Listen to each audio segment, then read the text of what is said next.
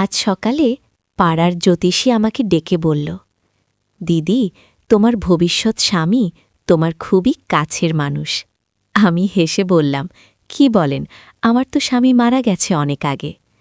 জ্যোতিষী আমার হাত দেখে বলল, না দিদি, তোমার দ্বিতীয় বিয়ে হবে, আর সে লোক তোমার ঘরেই আছে। বাড়ি ফিরে এসে ভাবছিলাম জ্যোতিষীর কথা। রাতে খাবার পরিবেশন করতে গিয়ে ছেলে আমার হাত ধরে বসিয়ে দিল। সে বলল, মা, জ্যোতিষী কাকু ঠিকই বলেছে, আমি সেই লোক যে তোমাকে ভালোবাসে। আমি চমকে উঠলাম। সে আমার মুখের দিকে তাকিয়ে বলল, আমি তোমাকে শুধু মা হিসেবে নয়, একজন নারী হিসেবে ভালোবাসি। তুমি আমাকে বিয়ে করো, আমরা সত্যিকারের দম্পতি হই। জ্যোতিষীর পাঞ্জিকা টেবিলে খোলা পড়েছিল। আমি বুঝতে পারলাম না কি বলবো।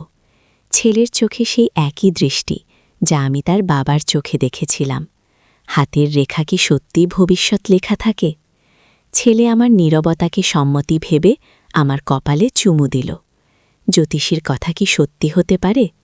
রাতের আধারে আমার মন। কিন্তু যেটা আমি বলেছিলাম সেটা আসলে সম্পূর্ণ ভিন্ন ব্যাপার ছিল।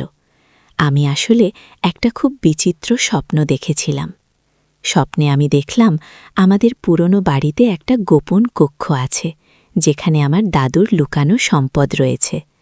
স্বপ্নটা এতটাই স্পষ্ট ছিল যে আমি সকালে উঠেই রাহুলকে বললাম, তুই কি জানিস আমাদের বাড়িতে কোনো গোপন কক্ষ আছে কিনা?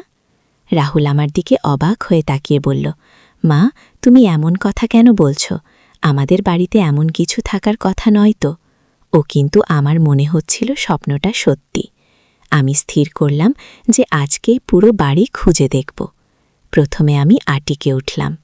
সেখানে পুরনো আসবাবপত্র, ছবি আর অনেক ধুলোবালি। কিছুই পেলাম না। তারপর আমি বেসমেন্টে গেলাম। আমাদের বেসমেন্ট খুব একটা ব্যবহার করি না, সেখানে শুধু পুরনো জিনিসপত্র রাখি। কিন্তু আজকে যখন খুঁটিয়ে দেখলাম তখন একটা অদ্ভুত জিনিস চোখে পড়ল। দেয়ালে একটা জায়গা একটু ভিন্ন রকম লাগছিল। আমি হাত দিয়ে ওই জায়গায় চাপ দিলাম। হঠাৎ করে একটা শব্দ হলো এবং দেয়ালের একটা অংশ সরে গেল। আমার চোখ ছানা বড়া।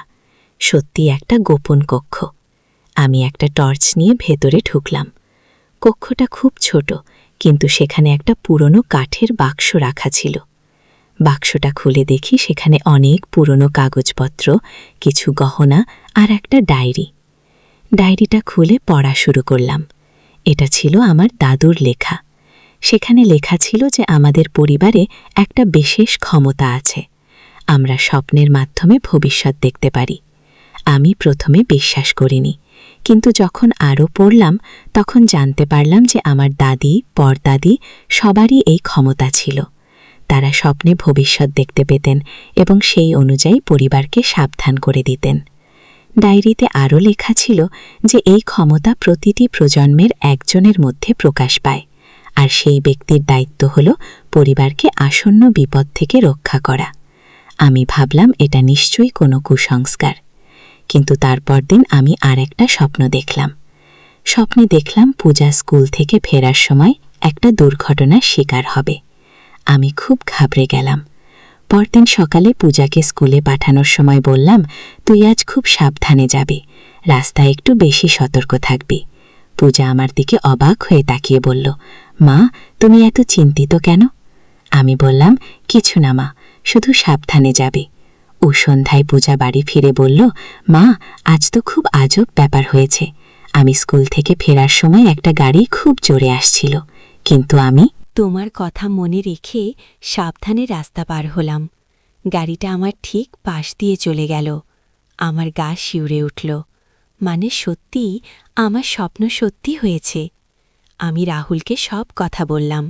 রাহুল প্রথমে অবিশ্বাস করলেও যখন আমি তাকে গোপন কক্ষ দেখালাম এবং দাদুর ডায়েরি পড়ালাম তখন সেও মানতে বাধ্য হল। রাহুল বলল, মা, এটা তো অবিশ্বাস, মানে আমাদের পরিবারে সত্যিই এমন ক্ষমতা আছে? আমি বললাম, মনে হচ্ছে তাই, কিন্তু এই ব্যাপারে আমাদের খুব সাবধান থাকতে হবে, কারণ ডায়েরিতে লেখা আছে যে এই ক্ষমতার অপব্যবহার করলে খুব বড় বিপদ হতে পারে। গিয়ে পরের কয়েকদিন আমি নিয়মিত স্বপ্ন দেখতে থাকলাম। কখনো ছোটখাট ব্যাপার, কখনো বট কিছু। যেমন একদিন দেখলাম আমাদের পাড়ার মিস্ত্রি কাকার দোকানে আগুন লাগবে। আমি সকালে গিয়ে তাকে সাবধান করে দিলাম। মিস্ত্রি কাকা প্রথমে হাসলেন, কিন্তু তবুও সাবধানতার জন্য সেদিন দোকানে বেশি করে জল রেখে দিলেন। সন্ধ্যায় সত্যিই একটা শর্ট সার্কিট হয়ে আগুন লাগার উপক্রম হয়েছিল, কিন্তু দ্রুত জল ঢেলে আগুন নেভানো গিয়েছিল। এইভাবে আমি ধীরে ধীরে বুঝতে পারলাম যে আমার সত্যিই একটা বিশেষ ক্ষমতা আছে, কিন্তু এই ক্ষমতার সাথে সাথে একটা বিরাট দায়িত্ব এসেছে। একদিন আমি একটা খুবই ভয়ানক স্বপ্ন দেখলাম যে আমাদের শহরে একটা বড় ধরনের প্রাকৃতিক দুর্যোগ আসবে, বন্যা হবে এবং অনেক মানুষ বিপদে পড়বে। আমি খুব চিন্তিত হয়ে পড়লাম। এত বড় একটা ব্যাপারে আমি কি করব? কাউকে বললে কেউ বিশ্বাস করবে? আমি রাহুলের সাথে পরামর্শ করলাম। রাহুল বলল, মা, আমাদের যা করার করতে হবে। আমরা যতটুকু পারি মানুষকে সাবধান করে দেব। আমরা পাড়ার বয়স্ক মানুষদের কাছে গেলাম। তাদের বললাম যে আবহাওয়া অফিসের পূর্বাভাস অনুযায়ী বড় ধরনের বৃষ্টি হতে পারে, সবাই যেন প্রস্তুতি নেয়া। কিছু মানুষ আমাদের কথা শুনলেন, কিছু মানুষ গুরুত্ব দিলেন না, কিন্তু যারা শুনলেন তারা প্রয়োজনীয় প্রস্তুতি নিলেন। 3 দিন পরে সত্যিই প্রবল বৃষ্টি শুরু হল। 2 দিন একটানা বৃষ্টির পর নদী উপচে গিয়ে বন্যা হল। যারা আমাদের কথা শুনে প্রস্তুতি নিয়েছিলেন তারা তুলনামূলকভাবে কম ক্ষতিগ্রস্ত হলেন। এই ঘটনার পর পাড়ার মানুষেরা আমাকে নিয়ে কৌতূহলী হয়ে উঠলেন, কিন্তু আমি কখনোই আমার প্রকৃত ক্ষমতার কথা বলিনি। শুধু বলতাম যে আমি আবহাওয়ার খবর ভালো রাখি। সময় যেতে লাগল, আমার স্বপ্নগুলো আরও স্পষ্ট হতে লাগল। কখনো দেখতাম পাড়ার কোনো বাচ্চা হারিয়ে যাবে, কখনো দেখতাম কারো চাকরি চলে যাবে, আর আমি যতটুকু পারতাম মানুষকে সাবধান করে দিতাম। একদিন আমি একটা খুব আশ্চর্যের স্বপ্ন দেখলাম। স্বপ্নে দেখলাম যে পূজারও আমার মতো ক্ষমতা প্রকাশ পেতে শুরু করেছে। সে স্বপ্নে ভবিষ্যৎ দেখতে পাচ্ছে। পরদিন সকালে পূজা আমার কাছে এসে বলল, মা, আমি একটা খুব অদ্ভুত স্বপ্ন দেখেছি যে আমাদের স্কুলের পিয়ান কাকা অসুস্থ হয়ে পড়বেন। আমার গা শিউরে উঠল। পূজাকে আমি জিজ্ঞেস করলাম, তুই এমন স্বপ্ন আর কখনো দেখেছিস? পূজা বলল, হ্যাঁ মা, কয়েকদিন ধরেই এমন অদ্ভুত স্বপ্ন দেখছি, যেগুলো পরে সত্যি হয়ে যায়। বুঝতে পারলাম যে পূজার মধ্যেও পারিবারিক ক্ষমতা জাগ্রত হয়েছে। আমি তাকে সব সত্যি বললাম, দাদুর ডায়েরি দেখালাম এবং গোপন কক্ষে নিয়ে গেলাম। পূজা সব কিছু দেখে অবাক হয়ে গেল। সে বলল, মা, মানে আমাদের পরিবার সত্যিই বিশেষ? আমি বললাম, হ্যাঁ মা, কিন্তু এই ক্ষমতার সাথে সাথে একটা বিরাট দায়িত্ব আছে। আমাদের এই ক্ষমতা ব্যবহার করে মানুষের ভালো করতে হবে। পূজা খুব আগ্রহী হয়ে উঠল। সে বলল, মা, তাহলে আমরা সবাই মিলে মানুষের সাহায্য করব। আমি বললাম, হ্যাঁ, কিন্তু খুব সাবধানে, কেউ যেন আমাদের প্রকৃত ক্ষমতার কথা জানতে না পারে। এইভাবে আমাদের পরিবার একটা গোপন মিশন শুরু করল। আমি আর পূজা স্বপ্নে দেখা ভবিষ্যৎ নিয়ে আলোচনা করতাম।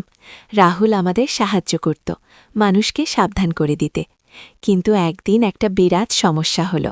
আমি স্বপ্নে দেখলাম যে আমাদের পাড়ার মধ্যেই একজন মানুষ আছে যে আমাদের গোপন কথা জানার চেষ্টা করছে, এবং সে আমাদের ক্ষমতা নিজের ব্যক্তিগত স্বার্থে ব্যবহার করতে চায়। স্বপ্নে আমি দেখেছিলাম যে সেই ব্যক্তি আমাদের বাড়িতে রাতের বেলা ঢুকে গোপন কক্ষে যাওয়ার চেষ্টা করবে। আমি রাহুলকে সব কথা বললাম। রাহুল বলল, মা, তাহলে আমরা প্রস্তুত থাকব, দেখি কে এমন সাহস করে। সেই রাতে আমরা সবাই জেগে থাকলাম।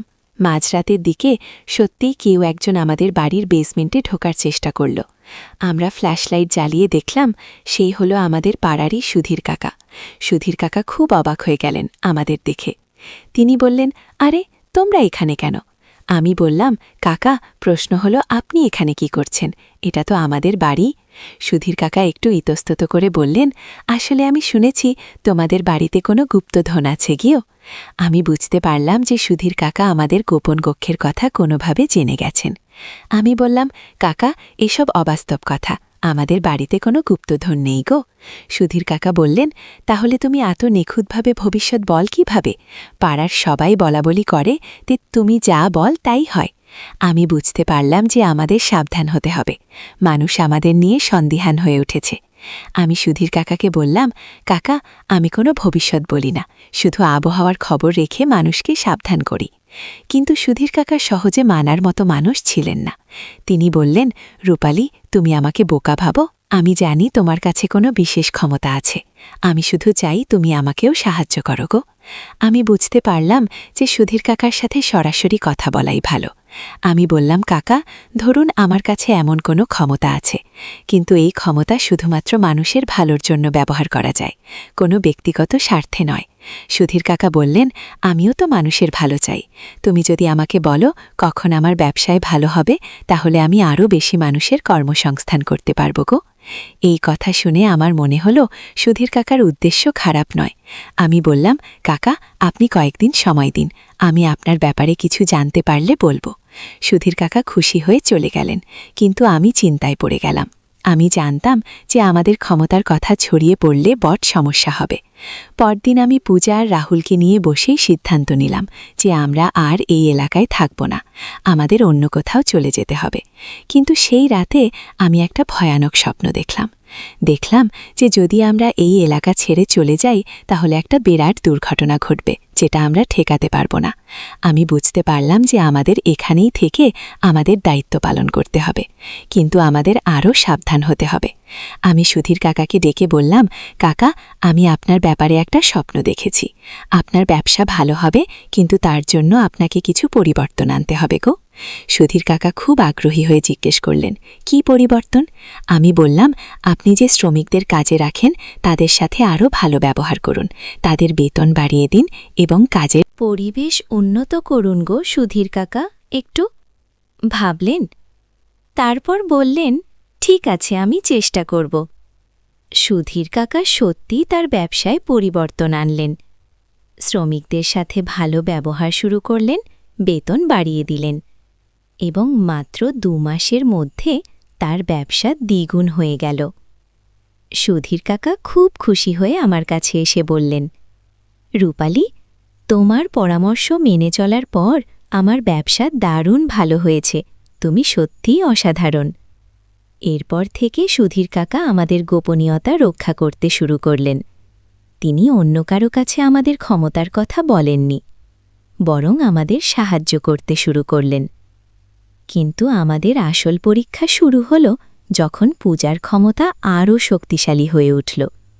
সে এখন শুধু ভবিষ্যতই দেখতে পাচ্ছে না, অতীতের ঘটনাও দেখতে পাচ্ছে। একদিন পূজা আমার কাছে এসে বলল, মা, আমি একটা খুব ভয়ানক জিনিস দেখেছি।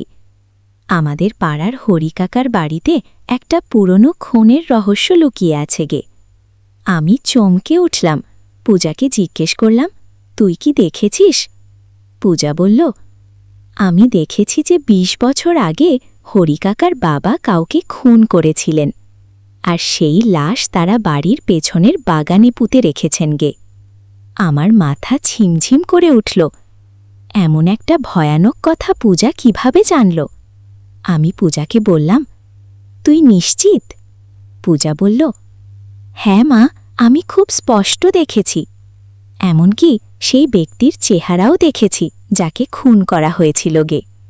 আমি খুব চিন্তায় পড়ে গেলাম। এই ব্যাপারে আমি কি করব? পুলিশে খবর দিলে আমাদের কেউ বিশ্বাস করবে? আর প্রমাণই বা কি আছে? আমি রাহুলকে সব কথা বললাম। রাহুল বলল, মা, এটা খুবই গুরুতর ব্যাপার, আমাদের কিছু একটা করতে হবে। আমরা সিদ্ধান্ত নিলাম যে আমরা নিজেরাই অনুসন্ধান করব। আমি আর রাহুল মিলে হরিকাকার বাড়ির আশেপাশে ঘোরাঘুরি করতে শুরু করলাম। কয়েকদিন পর আমি একটা পুরনো কাগজে একটা খবর দেখলাম। 20 বছর আগে আমাদের এই এলাকা থেকে একজন ব্যবসায়ী নিখোঁজ হয়েছিলেন। পুলিশ অনেক খোঁজাখুঁজি করেও তাকে খুঁজে পায়নি। আমি পূজাকে সেই নিখোঁজ ব্যক্তির ছবি দেখালাম। পূজা সাথে সাথে বলল, হ্যাঁ মা, এই লোকটাকেই আমি দেখেছিও। এবার আমি নিশ্চিত হলাম যে পূজার দেখা সত্যি। কিন্তু এত বড় একটা ব্যাপারে আমরা কি করব? আমি সুধীর কাকার সাহায্য নিলাম। সুধীর কাকাও খুব চিন্তিত হয়ে পড়লেন। তিনি বললেন, এটা তো খুবই গুরুতর ব্যাপার, আমাদের পুলিশকে জানাতে হবে গো। কিন্তু আমি বললাম, কিন্তু কাকা, আমরা পুলিশকে কি বলবো যে আমার মেয়ে স্বপ্নে দেখেছে? সুধীর কাকা একটু ভেবে বললেন, তাহলে আমরা অন্যভাবে করি। আমি একটা বেনামি চিঠি লিখে পুলিশকে জানাবো যে হরিকাকার বাগানে সন্দেহজনক কিছু আছে গে। আমি বললাম, কিন্তু প্রমাণ ছাড়া পুলিশ ঘুরবে কেন? সুধীর কাকা বললেন, সেই জন্যই আমি চিঠিতে লিখব যে সেখানে অবৈধ কিছু পুঁতে রাখা আছে, ড্রাগস বা অস্ত্র হতে পারে গে। আমরা সেই পরিকল্পনা অনুযায়ী কাজ করলাম। সুধীর কাকা একটা বেনামি চিঠি লিখে পুলিশ স্টেশনে পাঠালেন। 3 দিন পরে পুলিশ এসে হরিকাকার বাগান খুঁড়তে শুরু করল। হরিকাকা খুব ঘাবড়ে গিয়েছিলেন। তিনি পুলিশকে বলছিলেন, স্যার, আমার বাগানে কিছু নেই, এসব মিথ্যা অভিযোগও। কিন্তু পুলিশ খুঁড়তে থাকল এবং বিকেলের দিকে পাড়া সত্যিই একটা কঙ্কাল খুঁজে পেল। পুরো পাড়ায় হইচই পড়ে গেল। হরিকাকাকে গ্রেপ্তার করা হলো এবং পরে তিনি স্বীকার করলেন যে তার বাবা সত্যিই 20 বছর আগে সেই ব্যবসায়ীকে খুন করেছিলেন, একটা জমি নিয়ে বিরোধের কারণে। আমি খুব অবাক হয়ে গেলাম পূজার ক্ষমতা দেখে। সে শুধু ভবিষ্যতই নয়, অতীতের এত পুরনো ঘটনাও দেখতে পাচ্ছে। কিন্তু এই ঘটনার পর আমি খুব ভয় পেয়ে গেলাম। আমি বুঝতে পারলাম যে আমাদের ক্ষমতা কতটা শক্তিশালী এবং এই ক্ষমতার অপব্যবহার হলে কতটা বিপদ হতে পারে। আমি পূজাকে বললাম, মা, তোর ক্ষমতা অনেক বেড়ে গেছে, কিন্তু আমাদের খুব সাবধান থাকতে হবে, কারণ এই ক্ষমতা যেমন ভালো কাজে ব্যবহার করা যায় তেমনি খারাপ কাজেও ব্যবহার হতে পারে। পূজা বলল, মা, আমি বুঝতে পারছি, কিন্তু কখনো কখনো আমার মনে হয় আমি এই ক্ষমতা নিয়ন্ত্রণ করতে পারছি না। আগে আমি উদ্বিগ্ন হয়ে পড়লাম। আমি বুঝতে পারলাম যে পূজার ক্ষমতা আমার চেয়ে অনেক বেশি শক্তিশালী এবং সেই সাথে সেটা নিয়ন্ত্রণ করাও কঠিন হয়ে যাচ্ছে। আমি দাদুর ডায়েরিতে আরও খুঁজতে শুরু করলাম। দেখলাম যে দাদু লিখেছেন যে এই ক্ষমতা বয়সের সাথে সাথে বাড়ে এবং কিশোর বয়সে এটা সবচেয়ে অনিয়ন্ত্রিত হয়ে যায়। ডায়েরিতে আরও লেখা ছিল যে এই ক্ষমতা নিয়ন্ত্রণ করার জন্য ধ্যান আর মানসিক শক্তিশালীকরণ প্রয়োজন। আমি পূজাকে ধ্যান শেখানো শুরু করলাম।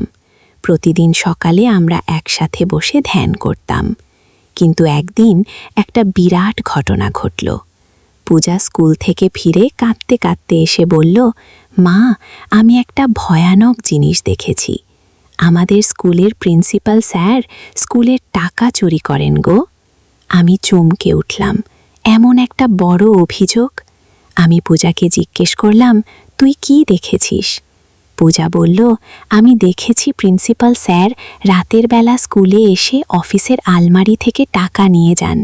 স্কুলের উন্নয়নের জন্য যে টাকা জমা হয় সেই টাকা তিনি নিজের কাজে ব্যবহার করেন গো। এটা খুবই গুরুতর অভিযোগ। আমি ভাবলাম এই ব্যাপারে কি করা উচিত। আমি রাহুলকে বললাম। রাহুল বলল, মা, এই ব্যাপারে আমাদের খুব সাবধানে এগোতে হবে, কারণ এটা একটা শিক্ষা প্রতিষ্ঠানের ব্যাপার। আমরা সিদ্ধান্ত নিলাম যে আমরা প্রথমে নিজেরাই অনুসন্ধান করব। আমি আর সুধীর কাকা মিলে স্কুলের অন্য শিক্ষকদের সাথে কথা বলতে শুরু করলাম। আমি একটা অছিলায় স্কুলের কয়েকজন শিক্ষকের সাথে কথা বললাম এবং আস্তে আস্তে জানতে পারলাম যে অনেক শিক্ষকই প্রিন্সিপালের আচরণ নিয়ে সন্দিহান। একজন শিক্ষক বললেন, রূপালী বোন, আমাদের স্কুলের আর্থিক অবস্থা দিন দিন খারাপ হচ্ছে, অথচ বাবা মায়েরা নিয়মিত চাঁদা দিচ্ছেন, কিন্তু স্কুলের উন্নতি হচ্ছে না। গিয়ে আরেকজন শিক্ষক বললেন, প্রিন্সিপাল সাহেব অ্যাকাউন্টের বই কাউকে দেখতে দেন না, সব হিসাব নিজেই রাখেন গো। এই কথা শুনে আমি বুঝতে পারলাম যে পূজার দেখা সত্যি হতে পারে। আমি সুধীর কাকাকে বললাম। সুধীর কাকা বললেন, তাহলে আমরা স্কুল কমিটির চেয়ারম্যানের সাথে কথা বলি গো। আমরা স্কুল কমিটির চেয়ারম্যান অমিত বাবুর সাথে দেখা করলাম। তাকে বললাম যে স্কুলের আর্থিক হিসাবে কিছু সমস্যা আছে বলে মনে হচ্ছে। অমিত বাবু বললেন, আমিও এই ব্যাপারে সন্দিহান, কিন্তু প্রিন্সিপাল সাহেব হিসাব দেখতে দেন না গো। আমরা অমিতবাবুকে পরামর্শ দিলাম যে তিনি একটা অডিট করাতে পারেন। অমিতবাবু সেই পরামর্শ মানলেন। তিনি একজন চার্টার্ড অ্যাকাউন্টেন্ট দিয়ে স্কুলের হিসাব অডিট করালেন। অডিট রিপোর্টে দেখা গেল যে সত্যি স্কুলের প্রায় 2 লক্ষ টাকা নিখোঁজ এবং সেই টাকা প্রিন্সিপালের ব্যক্তিগত কাজে ব্যবহৃত হয়েছে। প্রিন্সিপালকে বরখাস্ত করা হলো এবং তার বিরুদ্ধে মামলা করা হলো।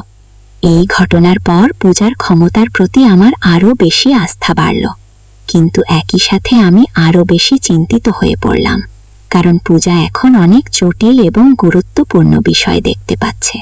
এবং এই সব ব্যাপারে জড়িয়ে পড়লে আমাদের নিজেদের বিপদ হতে পারে।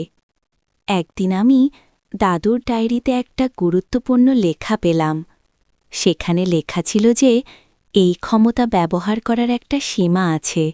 বেশি ব্যবহার করলে শরীর আর মন দুটোই ক্ষতিগ্রস্ত হয়। আমি খেয়াল করলাম যে পূজা আজকাল খুব দুর্বল হয়ে পড়ছে। তার মাথা ব্যথা হয় এবং রাতে ঠিকমতো ঘুম হয় না। আমি পূজাকে ডাক্তারের কাছে নিয়ে গেলাম। ডাক্তার বললেন যে পূজার শারীরিক কোনো সমস্যা নেই, কিন্তু মানসিক চাপ আছে। আমি বুঝতে পারলাম যে পূজার ক্ষমতা তার শরীর আর মনের উপর চাপ ফেলছে। আমি পূজাকে বললাম, মা, তুই কিছুদিন স্বপ্নের ব্যাপারে চিন্তা করবি না, শুধু স্বাভাবিক জীবনে আপন করবি। পূজা বলল, কিন্তু মা, আমি চাইলেও এই স্বপ্নগুলো বন্ধ করতে পারি না, এগুলো আপনা আপনি আসে গে। আমি বুঝলাম যে পূজার অবস্থা গুরুতর। আমি রাহুলকে নিয়ে আবার দাদুর ডায়েরি পড়তে শুরু করলাম। ডায়েরিতে আমি পেলাম যে এই ক্ষমতা নিয়ন্ত্রণ করার একটা পুরনো পদ্ধতি আছে। সেটা হলো বিশেষ ধরনের মেডিটেশন এবং কিছু হার্বাল চা।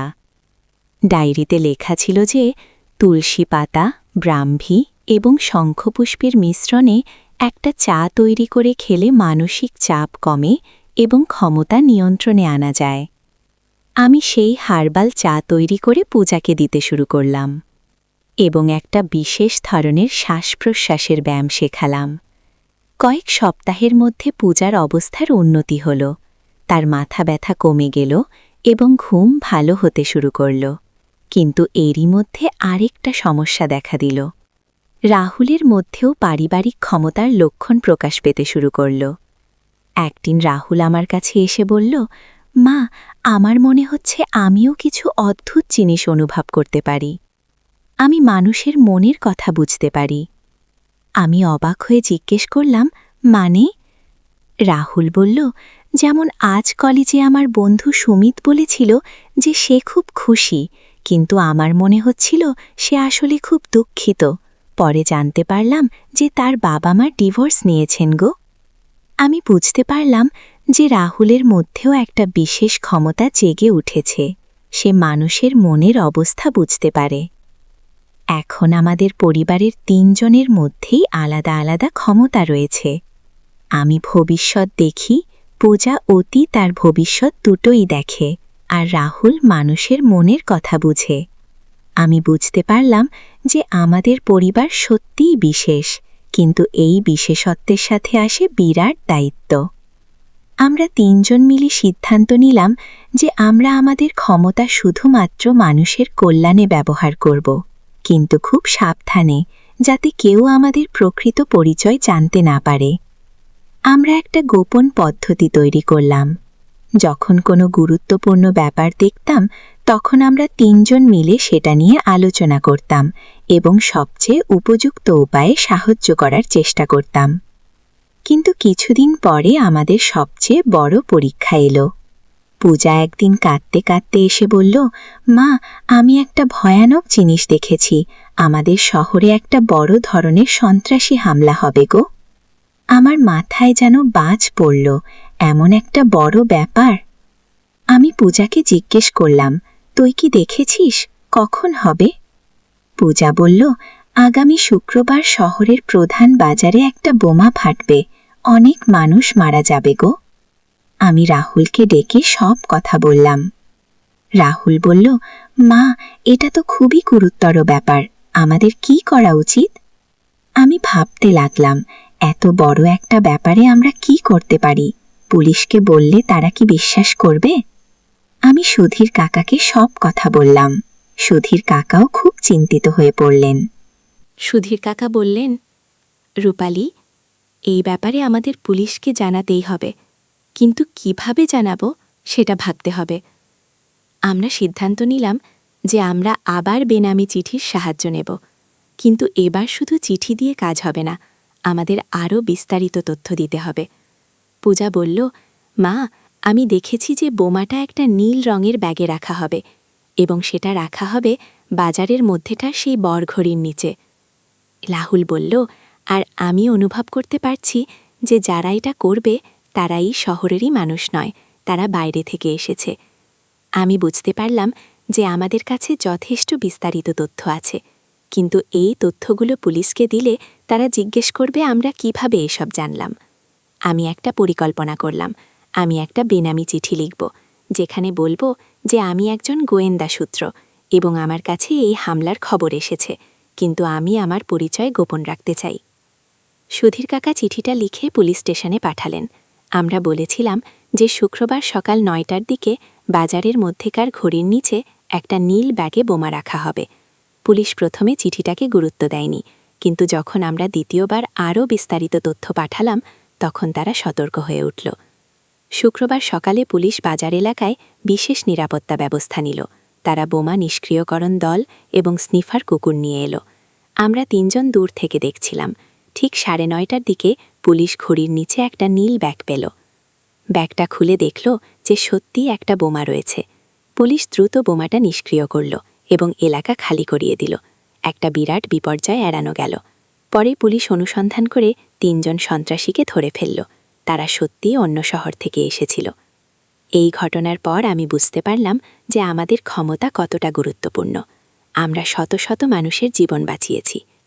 কিন্তু একই সাথে আমি আরও চিন্তিত হয়ে পড়লাম, কারণ এমন বর্বর ঘটনা দেখার পর পূজার শারীরিক অবস্থা আরও খারাপ হচ্ছিল। ডাক্তার বললেন যে পূজার স্নায়ুতন্ত্রের উপর প্রচণ্ড চাপ পড়ছে। তার মাথায় প্রায়ই ব্যথা হয় এবং কখনো কখনো জ্ঞান হারিয়ে ফেলে। আমি বুঝতে পারলাম যে আমাদের আরও সাবধান হতে হবে। পূজার স্বাস্থ্য রক্ষা করা আমাদের প্রথম অগ্রাধিকার। আমি দাদুর ডায়েরিতে আরও খুঁজে দেখলাম। পেলাম যে এই ক্ষমতার একটা প্রাকৃতিক চক্র আছে। কিছুদিন খুব সক্রিয় থাকে, তারপর কিছুদিন নিষ্ক্রিয় থাকে।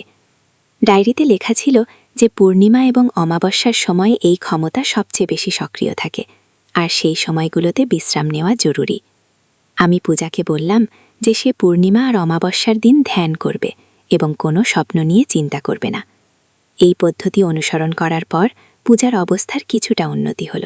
তার মাথা ব্যথা কমে গেল এবং জ্ঞান হারানোর ঘটনা বন্ধ হল। কিন্তু এরপর একটা নতুন সমস্যা দেখা দিল। আমাদের পাড়ায় একটা নতুন পরিবার এলো। সেই পরিবারের কর্তা হলেন ডক্টর বিমল ঘোষ। তিনি একজন মনোবিজ্ঞানী। ডক্টর ঘোষ আমাদের পরিবারের প্রতি কৌতূহলী হয়ে উঠলেন। তিনি খেয়াল করলেন যে আমরা সব সময় সঠিক সময় সঠিক জায়গায় থাকি এবং আমরা অনেক ঘটনা আগেই আজ করতে পারি। একদিন ডক্টর ঘোষ আমার সাথে দেখা করতে এলেন। তিনি বললেন, রূপালী বোন, আমি লক্ষ্য করেছি যে আপনার পরিবার অনেক অস্বাভাবিক ব্যাপার জানেন। এটা কিভাবে সম্ভব? আমি একটু ঘাবড়ে গেলাম, কিন্তু সামলে নিয়ে বললাম, ডক্টর বাবু, আমরা শুধু আবহাওয়ার খবর এবং স্থানীয় পরিস্থিতি ভালো বুঝি। ডক্টর ঘোষ বললেন, না, আমার মনে হয় এর চেয়ে গভীর কিছু আছে। আমি একজন মনোবিজ্ঞানী। আমি বুঝতে পারি যে আপনাদের পরিবারে কোনো বিশেষ ক্ষমতা আছে। আমি বুঝতে পারলাম যে ডক্টর ঘোষ আমাদের রহস্য উন্মোচন করার চেষ্টা করছেন।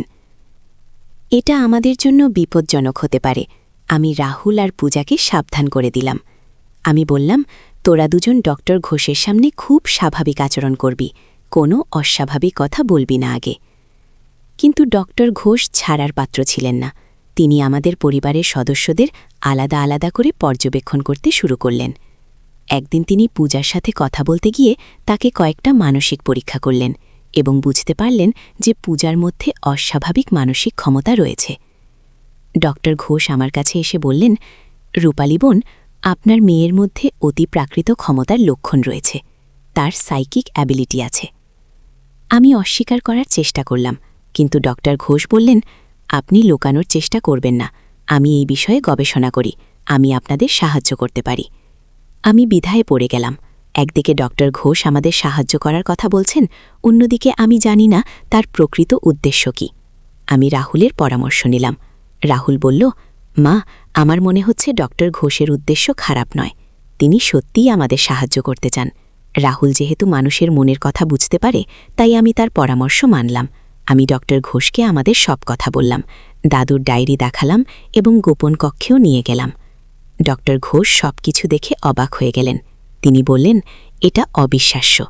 আমি জানতাম যে এমন ক্ষমতা আছে, কিন্তু কখনো এত কাছ থেকে দেখিনি। ডক্টর ঘোষ আমাদের সাহায্য করার জন্য একটা পরিকল্পনা দিলেন। তিনি বললেন, আপনাদের এই ক্ষমতা বৈজ্ঞানিকভাবে ব্যবহার করা যেতে পারে। আমি একটা গবেষণা প্রতিষ্ঠানের সাথে যোগাযোগ আছে, তারা এই বিষয়ে কাজ করে গিয়ে। কিন্তু আমি বললাম, ডক্টরবাবু, আমরা চাই না যে আমাদের ক্ষমতা সবার কাছে প্রকাশ পেয়ে যাক। আমরা শুধু মানুষের সাহায্য করতে চাই। ডক্টর ঘোষ বললেন, আমি বুঝতে পারছি। তাহলে আমি আপনাদের একটা গোপন সাহায্যকারী গ্রুপ তৈরি করতে সাহায্য করি, যেখানে আপনারা আপনাদের ক্ষমতা ব্যবহার করে মানুষের সাহায্য করতে পারবেন। এই পরামর্শ আমার ভালো লাগলো। আমরা সিদ্ধান্ত নিলাম যে আমরা একটা গোপন সাহায্যকারী গ্রুপ তৈরি করব। ডক্টর ঘোষের সাহায্যে আমরা 5 জনের একটা টিম তৈরি করলাম। আমি, পূজা, রাহুল, সুধীর কাকা এবং ডক্টর ঘোষ। আমরা আমাদের গ্রুপের নাম দিলাম খুব গোপন সাহায্যকারী গ্রুপ।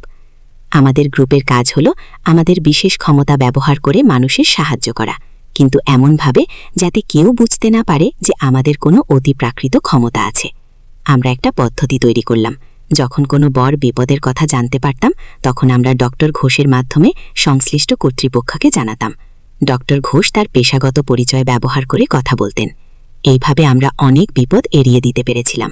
একবার একটা স্কুল ভবন ভেঙে পড়ার কথা জেনে আগেই সাবধান করে দিয়েছিলাম। আর একবার একটা বাস দুর্ঘটনা ঠেকিয়েছিলাম। কিন্তু কিছুদিন পরে আর একটা সমস্যা দেখা দিল। পূজার ক্ষমতা এতটাই বেড়ে গিয়েছিল যে সে এখন শুধু স্বপ্নে নয়, জেগে থাকা অবস্থাতেও ভবিষ্যৎ দেখতে পাচ্ছে। একদিন পূজা স্কুল থেকে ফিরে খুব উত্তেজিত হয়ে বলল, মা, আমি দেখতে পাচ্ছি যে আমাদের প্রধানমন্ত্রীর জীবন বিপদে আছে। পরের মাসে তার উপর একটা হামলা হবে গো। আমার মাথা ঘুরে গেল।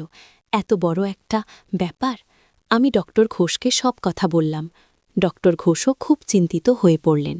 তিনি বললেন, এই ব্যাপারে আমাদের খুব সাবধানে এগোতে হবে। প্রধানমন্ত্রীর নিরাপত্তার ব্যাপার। আমরা সিদ্ধান্ত নিলাম যে আমরা গোয়েন্দা বিভাগে একটা বেনামি চিঠি পাঠাব। কিন্তু এবার আমাদের আরও সতর্ক হতে হবে। পূজা বলল, মা, আমি দেখেছি যে হামলাটা হবে একটা জনসভায়। প্রধানমন্ত্রী মঞ্চে বক্তৃতা দিচ্ছেন। এমন সময় একজন লোক ভিড়ের মধ্য থেকে তার দিকে কিছু ছুঁড়ে মারবে। আমরা যতটুকু বিস্তারিত তথ্য পেয়েছিলাম সব কিছু লিখে গোয়েন্দা বিভাগে পাঠালাম। প্রায় 1 সপ্তাহ পরে আমরা খবরের কাগজে পড়লাম যে প্রধানমন্ত্রীর একটা জনসভায় একজন ব্যক্তিকে গ্রেফতার করা হয়েছে। সে তার কাছে বিস্ফোরক নিয়ে এসেছিল। আমি বুঝতে পারলাম যে আমরা আবারও একটা বিরাট বিপর্যয় এড়িয়ে দিতে পেরেছি। কিন্তু এই ঘটনার পর পূজার অবস্থা আরও খারাপ হয়ে গেল। এত বড় বড় দৃশ্য দেখার কারণে তার মানসিক চাপ বেড়ে গিয়েছিল। ডক্টর ঘোষ পূজাকে পরীক্ষা করে বললেন, পূজার ব্রেইনের কিছু অংশে অস্বাভাবিক কার্যকলাপ হচ্ছে। তার সাইকিক এবিলিটি এতটাই শক্তিশালী হয়ে উঠেছে যে সেটা তার স্বাস্থ্যের জন্য ক্ষতিকর হচ্ছে গিয়ে। আমি খুব ভয় পেয়ে গেলাম। আমি জিজ্ঞেস করলাম, তাহলে কি করা যেতে পারে? ডক্টর ঘোষ বললেন, পূজাকে কিছুদিনের জন্য তার ক্ষমতা ব্যবহার বন্ধ করতে হবে। আমি তার জন্য কিছু মেডিটেশন এবং মানসিক ব্যায়াম দেব গো। আমি পূজাকে বললাম যে সে কিছুদিন কোনো স্বপ্ন বা ভবিষ্যৎ দর্শন নিয়ে চিন্তা করবে না, শুধু স্বাভাবিক জীবনে আপন করবে। পূজা বলল, কিন্তু মা, যদি কোনো বিপদের কথা দেখি আর সেটা বলতে না পারি? আমি বললাম, মা, তোর স্বাস্থ্য আমাদের কাছে সবচেয়ে গুরুত্বপূর্ণ। বাকি সব পরের কথা গিয়ে। এইভাবে আমরা পূজার ক্ষমতা ব্যবহার কিছুদিনের জন্য বন্ধ রাখলাম। ডক্টর ঘোষের চিকিৎসায় পূজার অবস্থার উন্নতি হতে শুরু করল। কিন্তু এরই মধ্যে আমি আর রাহুল আমাদের কাজ চালিয়ে যেতে থাকলাম। যদিও পূজার মতো শক্তিশালী ক্ষমতা আমাদের ছিল না, তবুও আমরা ছোটখাটো বিপদ থেকে মানুষকে রক্ষা করতে পারছিলাম।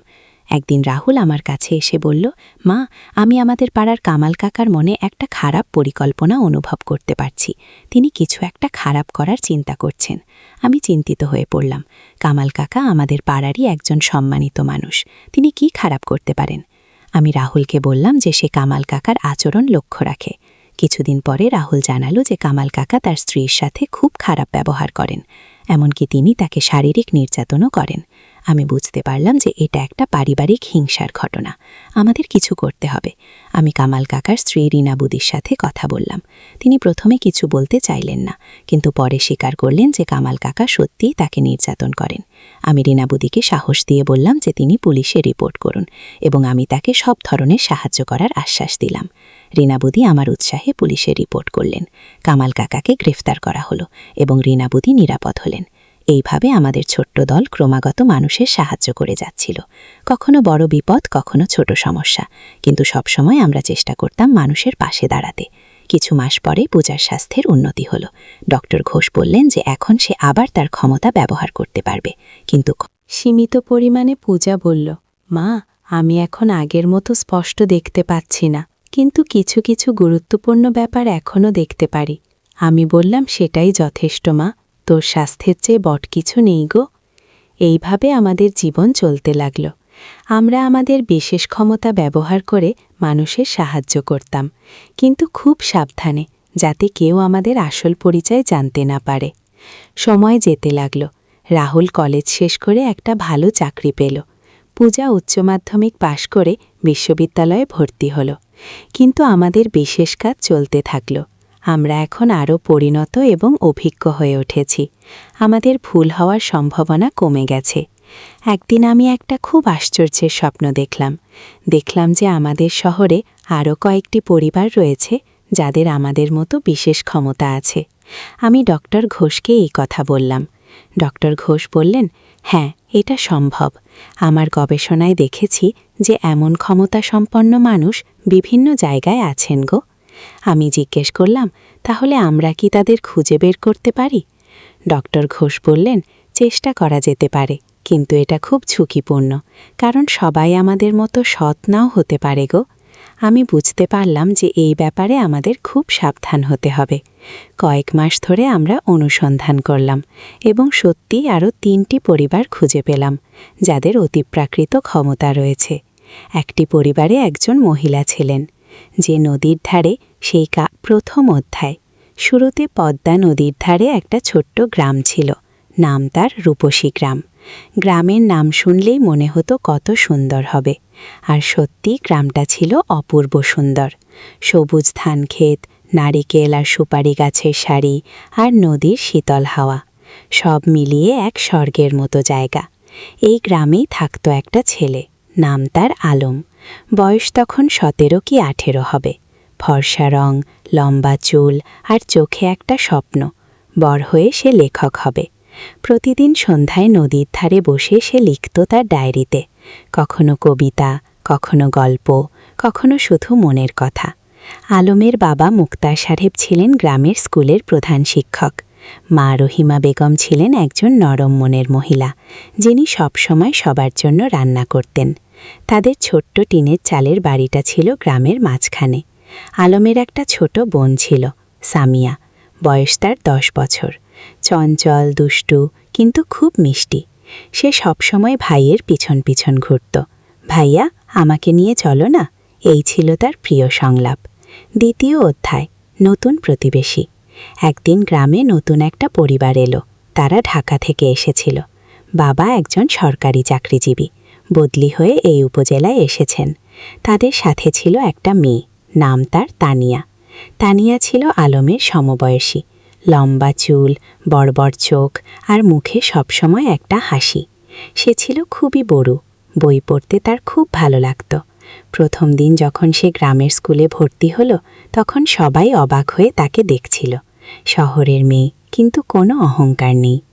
আলম আর তানিয়ার প্রথম দেখা হয়েছিল স্কুলের লাইব্রেরিতে। দুজনেই একই বই খুঁজছিল, রবীন্দ্রনাথের গোড়াগুলো। তুমিও রবীন্দ্রনাথ পড়ো? আলম জিজ্ঞেস করেছিল। হ্যাঁ, আমার খুব প্রিয়। তুমি? তানিয়া হেসে জবাব দিয়েছিল। সেই থেকে তাদের বন্ধুত্ব শুরু। প্রতিদিন স্কুলে, লাইব্রেরিতে, আর কখনো কখনো নদীর ধারে বসে তারা গল্প করত, সাহিত্য নিয়ে, জীবন নিয়ে, স্বপ্ন নিয়ে। তৃতীয় অধ্যায়, স্বপ্নের কথা। একদিন সন্ধ্যায় নদীর ধারে বসে আলম তানিয়াকে বলল, জানো, আমি বড় হয়ে লেখক হতে চাই। এমন গল্প লিখব যেগুলো মানুষের মন ছুঁয়ে যাবে গো। তানিয়া মৃদু হেসে বলল, তুমি পারবে, তোমার লেখার হাত খুব ভালো। তুমি যা লেখো তাতে আন্তরিকতা আছে। কি তুমি কি হতে চাও? আলম জিজ্ঞেস করল। আমি শিক্ষিকা হতে চাই, গ্রামের মেয়েদের পড়াতে চাই। দেখো না, এখানে কত মেয়ে স্কুলেই যায় না। আমি চাই সবাই পড়াশোনা করুক। তানিয়ার কথা শুনে আলম অবাক হল। এতটা সরল, এতটা নিঃস্বার্থ স্বপ্ন! তুমি সত্যিই অসাধারণ, আলম বলল। তানিয়া লজ্জা পেয়ে বলল, আরে না, আমি সাধারণ, তবে হ্যাঁ, আমি মানুষের জন্য কিছু করতে চাই গো। সেদিন থেকে আলমের মনে তানিয়ার জন্য একটা বিশেষ জায়গা তৈরি হল। সে বুঝতে পারছিল না এটা কি অনুভূতি, কিন্তু তানিয়াকে না দেখলে তার দিন ভালো যেত না। চতুর্থ অধ্যায়। বর্ষাকাল। বর্ষা এলো। পদ্মা নদী ফুলে চেপে উঠল। চারিদিকে পানি আর পানি। স্কুল বন্ধ হয়ে গেল। বৃষ্টি থামার নাম নেই। একদিন সন্ধ্যায় আলম দেখল তানিয়া তাদের বাড়ির সামনে দাঁড়িয়ে আছে, ভিজে একদম। কি হয়েছে? এভাবে বৃষ্টিতে ভিজে আসলে কেন? আলম চিন্তিত হয়ে জিজ্ঞেস করল। আমার বই, আমার প্রিয় বইটা আমি নদীর ধারে রেখে এসেছিলাম। পানিতে ভেসে যাবে কি? তানিয়া কাঁদো কাঁদো সরে বলল। আলম কিছু না ভেবে ছাতা নিয়ে বেরিয়ে পড়ল। বৃষ্টি তখন মুষলধারে পড়ছে। সে নদীর ধারে গিয়ে দেখল তানিয়ার বইটা একটা পাথরের নিচে চাপা পড়ে আছে, কিন্তু পানি প্রায় সেখানে পৌঁছে গেছে। সে দ্রুত বইটা তুলে নিল। সৌভাগ্যবস্তু বইটা পুরোপুরি ভিজেনি। সে তার শার্টের ভিতরে বইটা লুকিয়ে বাড়ি ফিরল। তানিয়া যখন বইটা পেল, তার চোখে পানি এসে গেল। তুমি এতটা করলে আমার জন্য? তুমি আমার বন্ধু। বন্ধুর জন্য এটুকু তো করাই যায়, আলম হেসে বলল। সেদিন থেকে তানিয়াও বুঝতে পারল আলম তার কাছে শুধু একজন বন্ধু নয়, আরও বেশি কিছু। পঞ্চম অধ্যায়। গ্রামের মেলা। শরৎকাল এলো। গ্রামে বড় মেলা বসল। নৌকা বাইচ, পুতুল নাচ, জারি গান, কত কিছু। সারা গ্রামে উৎসবের আমেজ। আলম আর তানিয়া একসাথে মেলা ঘুরছিল। সামিয়াও ছিল তাদের সাথে। সে দুষ্টুমি করে বলল, ভাইজান, তানিয়া আপু তোমার বউ হবে? আলম আর তানিয়া দুজনেই লজ্জা পেয়ে গেল। আলম সামিয়াকে বকা দিল, কিন্তু মনে মনে সে ভাবছিল, সত্যিই তো, তানিয়াকে ছাড়া তার জীবন অসম্পূর্ণ মনে হয়। মেলায় একটা পুতুলের দোকানে তানিয়া একটা সুন্দর পুতুল দেখে মুগ্ধ হয়ে গেল, কিন্তু দাম শুনে হতাশ হল। 50 টাকা। তার কাছে এত টাকা ছিল না। আলম চুপি চুপি পুতুলটা কিনে নিল। মেলা শেষে যখন বাড়ি ফিরছিল, তখন সে তানিয়াকে পুতুলটা দিল। এটা তুমি আমার জন্য, তানিয়া, অবাক হয়ে বলল। তুমি যেটা চেয়েছিলে সেটা তোমার হওয়া উচিত কি? আলম মৃদু হেসে বলল। তানিয়া পুতুলটা বুকে জড়িয়ে ধরল। ধন্যবাদ আলম, তুমি সত্যিই খুব ভালো গো। সেদিন রাতে আলম তার ডায়েরিতে লিখল, আজ আমি বুঝেছি ভালোবাসা কাকে বলে, যাকে দেখলে বুক ভরে যায়, যার জন্য নিজের সবকিছু দিয়ে দিতে ইচ্ছা করে, সেই তো ভালোবাসা গো। ষষ্ঠ অধ্যায়। সংকট। কিন্তু জীবন তো সবসময় সুখের থাকে না। একদিন আলমের বাবা হঠাৎ অসুস্থ হয়ে পড়লেন। ডাক্তার বলল তাকে ঢাকায় নিয়ে যেতে হবে, ভালো চিকিৎসার জন্য। আলম দুশ্চিন্তায় পড়ে গেল। ঢাকায় যেতে হলে অনেক টাকা লাগবে, তাদের পরিবার তো সচ্ছল নয়। তানিয়া যখন এই খবর পেল, সে তার বাবাকে বলল। তানিয়ার বাবা একজন ভালো মানুষ ছিলেন। তিনি আলমের বাবার চিকিৎসার জন্য টাকা দিতে রাজি হলেন। না না, এভাবে আমরা নিতে পারব না, মুক্তা সাহেব বললেন। আপনি আমার মেয়ের শিক্ষকের বাবা, আমার দায়িত্ব আপনার সেবা করা, তানিয়ার বাবা বললেন। শেষ পর্যন্ত আলমের বাবাকে ঢাকায় নিয়ে যাওয়া হলো। আলম আর তার মা তার সাথে গেল। সামিয়া থেকে গেল গ্রামে তানিয়াদের বাড়িতে। ঢাকায় থাকতে হলো প্রায় 1 মাস। সেই 1 মাস আলম প্রতিদিন তানিয়াকে চিঠি লিখত। মোবাইল ফোন তো তখন সবার ছিল না। চিঠি ছিল যোগাযোগের মাধ্যম। তানিয়াও প্রতিদিন চিঠির অপেক্ষায় থাকত। আলমের চিঠি পড়ে সে বুঝতে পারত আলম কতটা কষ্টে আছে, কতটা দুশ্চিন্তায় আছে। সে নিজেও আলমের জন্য দোয়া করত। সপ্তম অধ্যায়। ফিরে আসা। অবশেষে মুক্তার সাহেব সুস্থ হয়ে উঠলেন। ডাক্তার বললেন এখন তিনি বাড়ি যেতে পারবেন, কিন্তু সতর্ক থাকতে হবে। যেদিন আলম গ্রামে ফিরল সেদিন পুরো গ্রাম খুশিতে আত্মহারা। সবাই মুক্তার সাহেবকে দেখতে এলো। তানিয়াও এলো সামিয়াকে নিয়ে। আলম তানিয়াকে দেখে বলল, তোমার চিঠিগুলো আমাকে শক্তি দিয়েছে। ঢাকায় যখন খুব কষ্ট লাগত তখন তোমার চিঠি পড়ে আবার ভালো লাগত। জানতাম তুমি ফিরে আসবে। আমি বিশ্বাস রাখিনি, হারাইনি। তানিয়া মৃদু হেসে বলল। সেদিন বিকেলে নদীর ধারে বসে আলম তানিয়াকে বলল, তানিয়া, আমি তোমাকে কিছু বলতে চাই। বল, তানিয়া বলল। আমি তোমাকে ভালোবাসি। ঢাকায় থাকার সময় প্রতিটা মুহূর্তে তোমার কথা মনে পড়েছে। তুমি ছাড়া আমার জীবন অর্থহীন গো। তানিয়া কিছুক্ষণ চুপ করে রইল। তারপর বলল, আমিও তোমাকে ভালোবাসি আলম, কিন্তু আমরা এখনো ছোট। আমাদের পড়াশোনা শেষ করতে হবে, নিজেদের প্রতিষ্ঠিত করতে হবে। তারপর আমরা একসাথে থাকব। আলম তার কথা শেষ করল। হ্যাঁ, একসাথে থাকব। তানিয়া হেসে মাথা নাড়ল। অষ্টম অধ্যায়, সময়ের পরীক্ষা। পরের কয়েক বছর দ্রুত কেটে গেল। আলম আর তানিয়া দুজনেই খুব ভালো ছাত্র ছিল। এসএসসি পরীক্ষায় দুজনেই জিপিএ 5 পেল। এরপর তারা ঢাকায় কলেজে ভর্তি হল। আলম নটরডেম কলেজে আর তানিয়া হলিক্রস কলেজে। গ্রাম ছেড়ে শহরে আসতে হল। শহরের জীবন ছিল অন্যরকম। ব্যস্ততা, বিট শব্দ, সবকিছু গ্রামের থেকে আলাদা। কিন্তু আলম আর তানিয়া তাদের লক্ষ্য থেকে বিচলিত হল না। প্রতি সপ্তাহান্তে তারা দেখা করত, কখনো রমনা পার্কে, কখনো টিএসসিতে, কখনো কোনো বইয়ের দোকানে। তারা একে অপরকে উৎসাহ দিত, সাহস দিত। এইচএসসি পরীক্ষায়ও দুজনেই ভালো ফল করল। আলম ঢাকা বিশ্ববিদ্যালয়ে বাংলা সাহিত্যে ভর্তি হল, আর তানিয়া শিক্ষা বিভাগে। কিন্তু বিশ্ববিদ্যালয়ের জীবনে নতুন চ্যালেঞ্জ এলো। রাজনীতি, সেশন, আর্থিক সংকট, নানা সমস্যা। কখনো কখনো আলমের মনে হতো সে হয়তো লেখক হতে পারবে না। তানিয়াও মাঝে মাঝে হতাশ হতো, কিন্তু তারা একে অপরকে সাহায্য করত। আলম যখন হতাশ হতো, তানিয়া তাকে মনে করিয়ে দিত তার স্বপ্নের কথা। তানিয়া যখন ভেঙে পড়ত, আলম তাকে শক্তি যোগাত। নবম অধ্যায়, স্বপ্ন পূরণের পথে। স্নাতক শেষ করার পর আলম একটা পত্রিকায় চাকরি পেল, সাংবাদিক হিসেবে। বেতন খুব বেশি না, কিন্তু লেখার সুযোগ ছিল। সে ফিচার লিখত, গল্প লিখত। তানিয়া একটা স্কুলের শিক্ষিকা হিসেবে যোগ দিল। তার স্বপ্ন ছিল গ্রামে ফিরে যাওয়া, কিন্তু সে জানত এখনো সময় হয়নি। আগে অভিজ্ঞতা অর্জন করতে হবে। একদিন আলম একটা প্রকাশনা সংস্থায় তার লেখা গল্পের পাণ্ডুলিপি জমা দিল। সে একটা উপন্যাস লিখেছিল, নদীর ধারে, সেই কাকু। এটা ছিল তাদের নিজেদের গল্প, তাদের গ্রামের গল্প। কয়েক মাস পর প্রকাশক ফোন করলেন, আপনার বই আমরা প্রকাশ করতে চাই। গল্পটা খুব সুন্দর, আবেগময়। আলম বিশ্বাস করতে পারছিল না, তার স্বপ্ন সত্যি হচ্ছে। সে প্রথমেই তানিয়াকে খবরটা দিল, আমি জানতাম তুমি পারবে, তুমি তো সত্যিই লেখক। তানিয়া খুশিতে আটখানা। বইটা প্রকাশিত হওয়ার পর বেশ সাড়া পড়ে গেল। পাঠকরা ভালো সাড়া দিল, সমালোচকরাও প্রশংসা করল। দশম অধ্যায়, ঘরে ফেরা। 5 বছর পর আলম আর তানিয়া সিদ্ধান্ত নিল তারা গ্রামে ফিরে যাবে।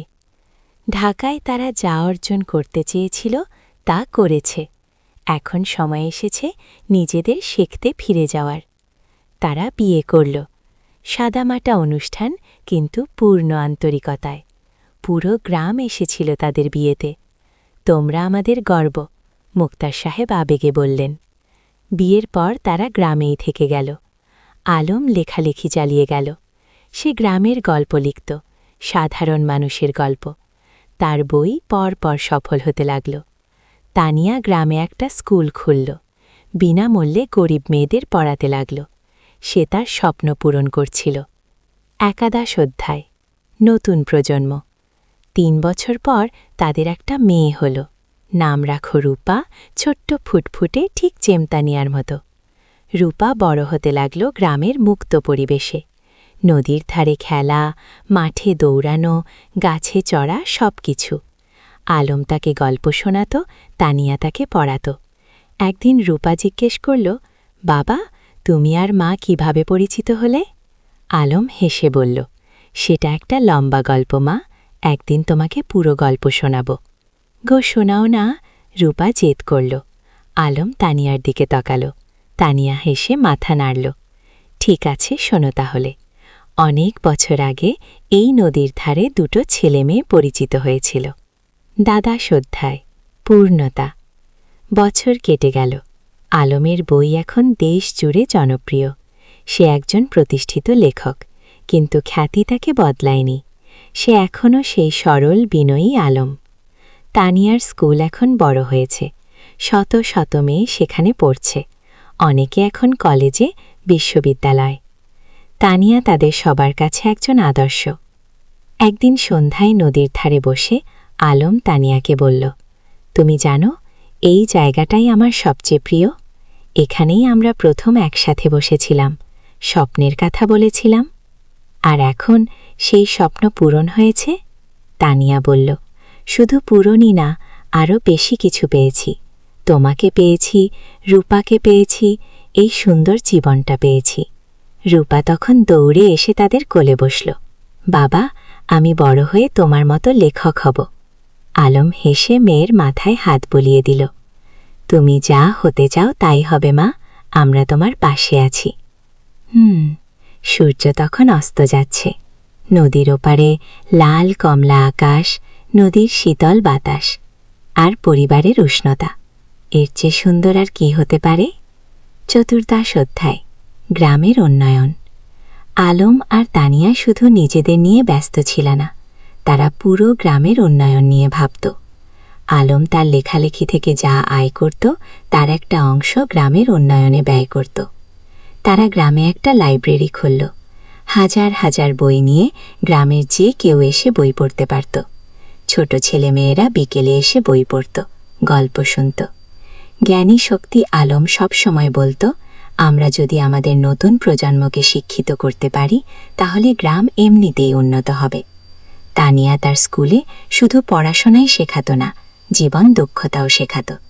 মেয়েদের শেখাতো কিভাবে আত্মবিশ্বাসী হতে হয়, কিভাবে নিজের মতামত প্রকাশ করতে হয়, কিভাবে স্বাবলম্বী হতে হয়। শিক্ষা মানে শুধু বই পড়া নয়, তানিয়া বলতো, শিক্ষা মানে জীবনকে বুঝতে শেখা, মানুষ হয়ে ওঠা। গ্রামের মানুষ তাদের এই প্রচেষ্টায় খুব খুশি ছিল। যারা আগে মেয়েদের স্কুলে পাঠাতে চাইতো না, তারাও এখন পাঠাতে শুরু করেছে।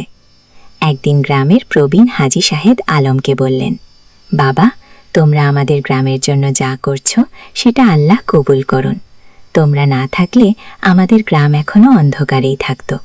আলম বিনয়ের সাথে বলল, চাচা যা, আমরা তো এই গ্রামেরই সন্তান, আমাদের দায়িত্ব এই গ্রামের সেবা করা।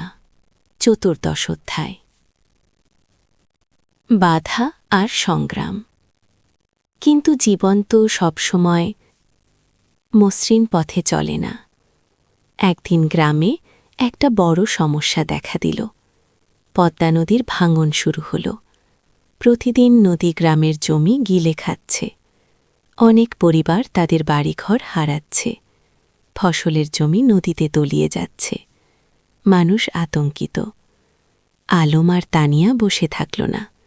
তারা একটা সভা ডাকল। পুরো গ্রামের মানুষ এলো। আমরা যদি একসাথে কাজ করি তাহলে আমরা নদীর ভাঙন রোধ করতে পারব, আলম বলল। আমাদের সরকারের কাছে দরখাস্ত দিতে হবে। আমাদের নিজেদেরও কিছু পদক্ষেপ নিতে হবে।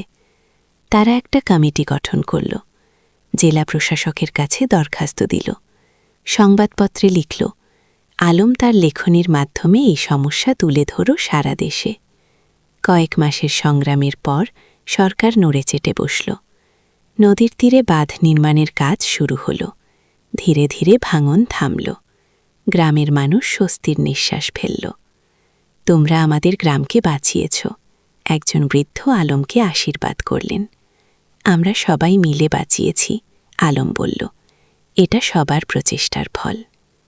পঞ্চদশ অধ্যায়, রূপার স্বপ্ন। রূপা এখন 10 বছরের, খুব মেধাবী মেয়ে। স্কুলে স্কুলে সব সময় প্রথম হয়, কিন্তু শুধু পড়াশোনায় নয়, সে খেলাধুলায় গানেও ভালো। একদিন রূপা তার বাবা মাকে বলল, আমি ডাক্তার হতে চাই, গ্রামের মানুষদের সেবা করব। আলম আর তানিয়া খুশি হল, তাদের মেয়ে অন্যের সেবা করতে চায়, এর চেয়ে বড় গর্বের আর কি হতে পারে। তুমি যা হতে চাও আমরা তোমাকে সাহায্য করব, তানিয়া বলল। কিন্তু রূপার একটা শর্ত ছিল, আমি ঢাকায় না, গ্রামেই থাকব, এখানেই পড়ব, এখানেই ডাক্তারি করব।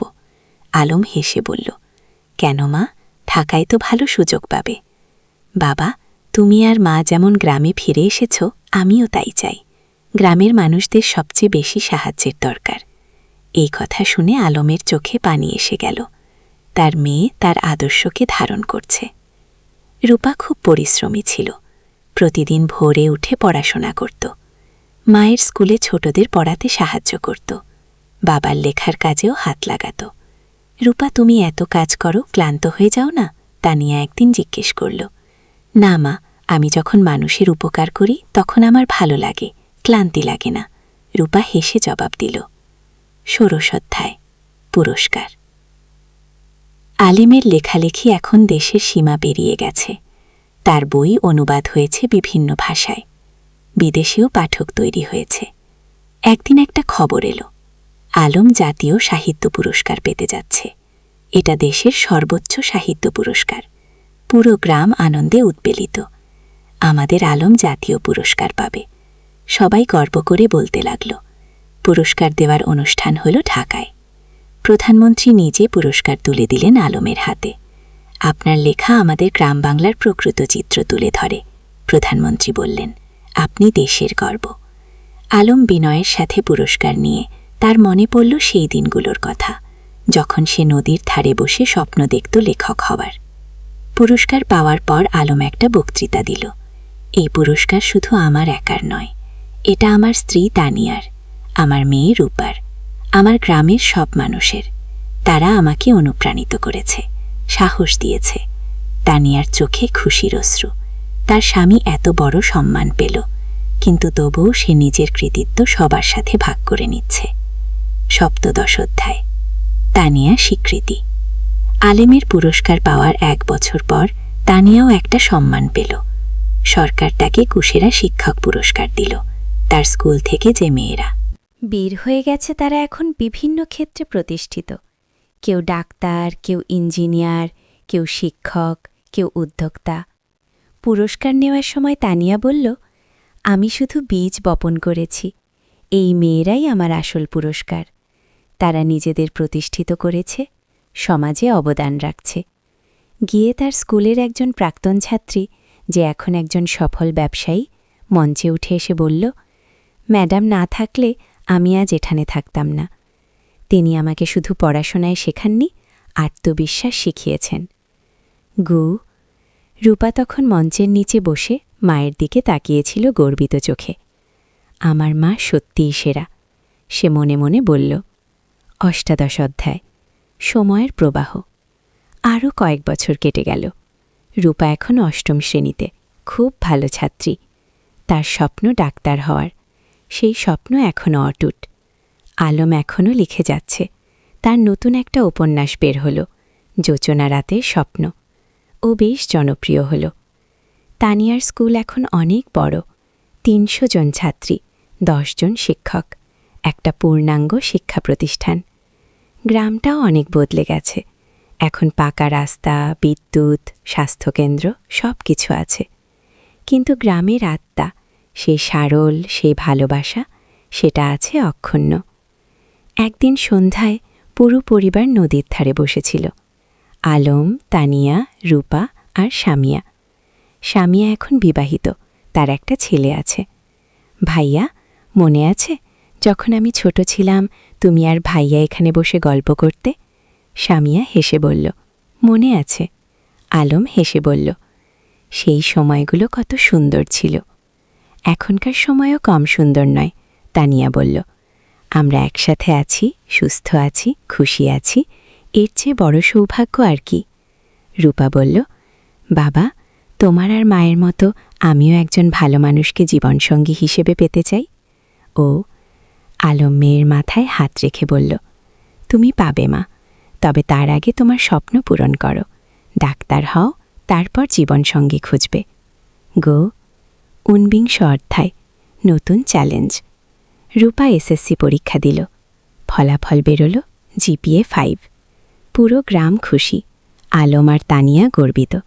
কিন্তু এখন একটা বড় সিদ্ধান্ত নিতে হবে। রূপা ডাক্তার হতে চায়, আর তার জন্য তাকে মেডিকেল কলেজে ভর্তি হতে হবে। কিন্তু গ্রামে তো মেডিকেল কলেজ নেই। বাবা, আমি ঢাকা মেডিকেলে ভর্তি হতে চাই, রূপা বলল। আলম একটু চিন্তিত হল। কিন্তু তুমি তো বলেছিলে গ্রামে থাকবে। হ্যাঁ বাবা, আমি গ্রামে ফিরে আসব, কিন্তু ভালো ডাক্তার হতে হলে ভালো প্রতিষ্ঠান থেকে পড়তে হবে। আমি 5 বছর ঢাকায় থাকব, তারপর ফিরে আসব এবং গ্রামে একটা হাসপাতাল খুলব। তানিয়া বলল, মেয়েটা ঠিকই বলছে, আমরাও তো ঢাকায় গিয়ে পড়াশোনা করেছিলাম, তারপর ফিরে এসেছি। গো রূপা ঢাকা মেডিকেল কলেজে ভর্তি হল। প্রথম দিকে গ্রাম ছেড়ে যেতে খুব কষ্ট হচ্ছিল, কিন্তু সে জানত এটা তার লক্ষ্যের জন্য প্রয়োজন। আলম আর তানিয়া প্রতি মাসে ঢাকায় যেত মেয়েকে দেখতে। রূপা ফোনে প্রতিদিন কথা বলত। 20 অধ্যায়, পরিবারের বন্ধন। 5 বছর খুব দ্রুত কেটে গেল। রূপা ডাক্তার হয়ে গেল, এমবিবিএস পাস করে ভালো ফলসহ। এখন তার সামনে অনেক সুযোগ। ঢাকার বড় বড় হাসপাতাল তাকে চাকরির অফার দিচ্ছে, কিন্তু রূপার লক্ষ্য অন্য। বাবা, আমি গ্রামে ফিরে আসছি, রূপা ফোনে বলল। তুমি নিশ্চিত? ঢাকায় তো অনেক ভালো সুযোগ, আলম বলল। বাবা, আমার স্বপ্ন তো ঢাকায় বড় ডাক্তার হওয়া নয়, আমার স্বপ্ন গ্রামের মানুষের সেবা করা। আগে রূপা গ্রামে ফিরে এলো। গ্রামের মানুষ তাকে মাথায় করে নিয়ে এলো। আমাদের নিজের ডাক্তার। সে একটা ছোট ক্লিনিক খুলল, বিনামূল্যে গরিব মানুষদের চিকিৎসা দিতে লাগল। যাদের সামর্থ্য আছে তারা দিত, যাদের নেই তাদের কাছ থেকে কিছু নিত না। তুমি কিভাবে চালাবে এভাবে? আলম একদিন জিজ্ঞেস করল। বাবা, তুমি তো লেখক হয়েছ মানুষের সেবা করার জন্য, মা শিক্ষিকা হয়েছে সেবার জন্য, আমিও তাই। টাকা পয়সা পরে দেখা যাবে। বউ, আলম মেয়েকে জড়িয়ে ধরল। তুমি আমাদের গর্ব। 21 অধ্যায়, নতুন সঙ্গী। রূপা যখন ক্লিনিকে ব্যস্ত, তখন একদিন একজন তরুণ ডাক্তার এলো। তার নাম ফাহিম। সে ঢাকা থেকে এসেছে গ্রামাঞ্চলে স্বেচ্ছাসেবা করতে। ফাহিম আর রূপা একসাথে কাজ করতে লাগল। দুজনেই একই স্বপ্ন দেখে, গ্রামের মানুষের সেবা করা। ধীরে ধীরে তাদের মধ্যে বন্ধুত্ব হল। তারপর সেই বন্ধুত্ব ভালোবাসায় রূপান্তরিত হল। একদিন ফাহিম আলমের কাছে এলো। চাচা, আমি রূপাকে বিয়ে করতে চাই। আলম হেসে বলল, তুমি কি রূপাকে জিজ্ঞেস করেছ? হ্যাঁ, সে রাজি। ফাহিম লজ্জা পেয়ে বলল। তানিয়া খুশিতে আটখানা। আমার মেয়ে একজন ভালো মানুষ পেয়েছে। গিয়ে রূপা আর ফাহিমের বিয়ে হল। সাদামাটা কিন্তু আন্তরিক অনুষ্ঠান। পুরো গ্রাম এসেছিল। বিয়ের পর তারা দুজন মিলে ক্লিনিক চালাতে লাগল। তারা স্বপ্ন দেখে গ্রামে একটা বড় হাসপাতাল করার। 23 অধ্যায়, 3 প্রজন্ম। 2 বছর পর রূপার একটা ছেলে হল, নাম রাখো লায়ান। আলম আর তানিয়া দাদা দাদি হল। দেখো আমাদের নাতি। আলম আবেগে কেঁপে বলল। তানিয়া শিশুটিকে কোলে নিয়ে বলল, এই শিশু আমাদের ভবিষ্যৎ, এর জন্যই তো আমরা এত কাজ করছি। ও এখন বাড়িতে। 3 প্রজন্ম, আলম, তানিয়া, রূপা, ফাহিম আর ছোট্ট আয়ান। প্রতিদিন সন্ধ্যায় তারা একসাথে বসে। আলম গল্প বলে, তানিয়া গান শোনায়, রূপা দিনের কাজের গল্প বলে। একদিন আয়ান যখন একটু বড় হলো, সে জিজ্ঞেস করল, দাদু, তুমি কি করো? আলম হেসে বলল, আমি গল্প লিখি না গো, আমাকে একটা গল্প বলো না। ঠিক আছে, শোনো তাহলে। অনেক বছর আগে এই নদীর ধারে কে? আর এভাবেই চলতে থাকে জীবনের গল্প, প্রজন্ম থেকে প্রজন্মে। 23 অধ্যায়, উত্তরাধিকার। আলম এখন 7 পেরিয়ে গেছে, চুলদাড়ি পেকে গেছে, কিন্তু লেখার হাত এখনও অক্ষুণ্ণ। সে এখনও প্রতিদিন লেখে। তানিয়াও এখন অবসর নিয়েছে স্কুল থেকে, কিন্তু মাঝে মাঝে যায় ছাত্রীদের সাথে দেখা করতে। একদিন আয়ান, যে এখন 5 বছরের, দাদুকে জিজ্ঞেস করল, দাদু, তুমি কত বই লিখেছ? প্রায় 20টা, আলম বলল। আমিও বড় হয়ে লেখক হব, আয়ান বলল। রূপা হেসে বলল, তুমি যা হতে চাও তাই হবে। কি আলম নাতিকে কোলে নিয়ে বলল, লেখক হওয়া মানে শুধু বই লেখা নয় বাবা, লেখক হওয়া মানে মানুষের কথা বলা, সত্য বলা, ভালোবাসা ছড়িয়ে দেওয়া। কি, আমি সব করব, আয়ান উৎসাহিত হয়ে বলল। তানিয়া নাতিকে আদর করে বলল, তুমি করবে, আমরা জানি। গে 24 অধ্যায়, গ্রামের হাসপাতাল। রূপা আর ফাহিমের স্বপ্ন ছিল গ্রামে একটা বড় হাসপাতাল খোলার। তারা কয়েক বছর ধরে টাকা জমিয়ে রাখছিল। আলমও তার রয়্যালটির একটা অংশ দিয়েছিল। অবশেষে সেই দিন এলো। তারা একটা 3 তলা হাসপাতাল তৈরি করল, নাম দিল উরবশী হাসপাতাল। ও উদ্বোধনের দিন পুরো জেলা থেকে মানুষ এলো। স্বাস্থ্যমন্ত্রী নিজে এসে উদ্বোধন করলেন। এই হাসপাতাল শুধু একটা স্বাস্থ্যসেবা কেন্দ্র নয়, মন্ত্রী বললেন, এটা একটা স্বপ্নের বাস্তবায়ন। রূপা আর ফাহিম যা করেছেন সেটা অনুকরণীয়। হাসপাতালে 10টা বেড, অপারেশন থিয়েটার, ল্যাবরেটরি, সব কিছু আছে। আর সবচেয়ে বড় কথা, গরিবদের জন্য বিনামূল্যে চিকিৎসার ব্যবস্থা। আলম গর্বে বুক ফুলিয়ে বলল, আমার মেয়ে যা করেছে আমি কলম দিয়ে তা করতে পারিনি। তুমি কলম দিয়ে মানুষের মন ছুঁয়েছ, আমি হাত দিয়ে মানুষের শরীর সারাচ্ছি। দুটোই সমান গুরুত্বপূর্ণ, রূপা বলল। 25 অধ্যায়, প্রত্যক্ষণ। একদিন গ্রামে একটা আশ্চর্য ঘটনা ঘটল। ছেলেটা 30 বছর আগেই গ্রাম ছেড়ে আমেরিকায় গিয়েছিল। সে ফিরে এলো। তার নাম জামিল। সে আমেরিকায় একজন সফল ব্যবসায়ী, কিন্তু বয়স হয়েছে, এখন সে ফিরতে চায়। জামিল আলমের সাথে দেখা করতে এলো। আমি তোমার বই পড়েছি। আমেরিকায় বসে সেই বই পড়ে আমার গ্রামের কথা মনে পড়ে গেল, তাই ফিরে এলাম। স্বাগতম, আলম হাসি মুখে বলল। জামিল বলল, আমি এই গ্রামের জন্য কিছু করতে চাই, তুমি কি পরামর্শ দাও? আলম ভাবল একটু, তারপর বলল, গ্রামে একটা কারিগরি প্রশিক্ষণ কেন্দ্র খোলো, যুবকদের হাতে হাতে ক্লেমে কাজ শেখাও, তাহলে তারা চাকরি পাবে, স্বাবলম্বী হবে। জামিল খুশি হল, চমৎকার আইডিয়া। কয়েক মাসের মধ্যে একটা কারিগরি প্রশিক্ষণ কেন্দ্র খোলা হলো। সেখানে ছেলেমেয়েরা কম্পিউটার, ইলেকট্রনিক্স, সেলাই, রান্না, নানা বিষয়ে প্রশিক্ষণ পেতে লাগল। এভাবে একে একে গ্রামে নতুন নতুন সুবিধা যুক্ত হতে লাগল। কেউ ফিরে এসে স্কুলে দান করল, কেউ রাস্তা বানিয়ে দিল, কেউ মসজিদ মন্দির সংস্কার করল। আলম দেখছিল আর ভাবছিল, একজন মানুষ যদি ভালো কাজ শুরু করে তাহলে সেটা অন্যদেরও অনুপ্রাণিত করে। কি 26 অধ্যায়, পরবর্তী প্রজন্ম। আয়ান এখন 10 বছরের, খুব মেধাবী ছেলে। সে দাদুর কাছে বসে গল্প শোনে, দাদির কাছে থেকে জীবনের পাঠ নেয়। একদিন স্কুলে একটা রচনা প্রতিযোগিতা হলো। বিষয় ছিল, ও আমার স্বপ্নের বাংলাদেশ। আয়ান লিখল, আমার স্বপ্নের বাংলাদেশে সবাই শিক্ষিত হবে, কেউ অসুস্থ হলে চিকিৎসা পাবে, কেউ গরিব থাকবে না, সবাই একসাথে মিলেমিশে থাকবে। আমার দাদু বলেন, স্বপ্ন দেখতে হয় বড়, তারপর সেই স্বপ্ন পূরণের জন্য কাজ করতে হয়। আয়ান প্রথম হল, পুরস্কার পেল। আলম নাতির রচনা পড়ে চোখ ভিজিয়ে ফেলল। আমাদের শিক্ষা বৃথা যায়নি, নতুন প্রজন্ম ঠিক পথে আছে। 27 অধ্যায়, জীবনের সন্ধ্যা। আলম এখন 65 পেরিয়ে গেছে। শরীর একটু দুর্বল হয়ে এসেছে, কিন্তু মন এখনও তরুণ। একদিন ডাক্তার বলল, তার হার্টে সমস্যা আছে, বিশ্রাম নিতে হবে। রূপা খুব চিন্তিত, বাবা, তুমি এখন আর এত কাজ করবে না, বিশ্রাম নাও। কিন্তু আলম কি থেমে থাকার মানুষ?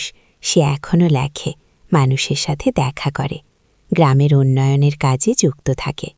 তানিয়া বলল, তুমি একটু শান্ত হও, আমরা এত কাজ করেছি, এখন পরের প্রজন্মকে দায়িত্ব দাও। তুমি ঠিক বলছ, আলম মেনে নিল। কিন্তু আমার একটা শেষ ইচ্ছা আছে। কি? তানিয়া জিজ্ঞেস করল। আমি আমাদের জীবনের গল্পটা লিখতে চাই, একটা আত্মজীবনী, যাতে পরের প্রজন্ম জানতে পারে আমরা কিভাবে স্বপ্ন দেখেছিলাম, কিভাবে সেই স্বপ্ন পূরণ করেছিলাম। তুমি লেখো, তানিয়া হেসে বলল। আমি তোমাকে সাহায্য করব। 28 অধ্যায়, শেষ বই। পরের 6 মাস আলম লিখল তার জীবনের গল্প। নদীর ধারে সেই কাজ, একটি জীবন কথা। কি নাম দিল বইটায়? ছিল তাদের প্রথম দেখা, প্রথম প্রেম, সংগ্রাম, সফলতা, ব্যর্থতা, সব কিছু। বই প্রকাশিত হওয়ার পর দেশ জুড়ে সাড়া পড়ে গেল। মানুষ পড়ল আর অনুপ্রাণিত হল। একজন পাঠক চিঠি লিখল, আপনার বই পড়ে আমি বুঝেছি স্বপ্ন দেখার তা পূরণ করা সম্ভব। আমিও এখন আমার গ্রামে ফিরে যাব, কিছু করব। আলম এই চিঠি পড়ে খুশি হল।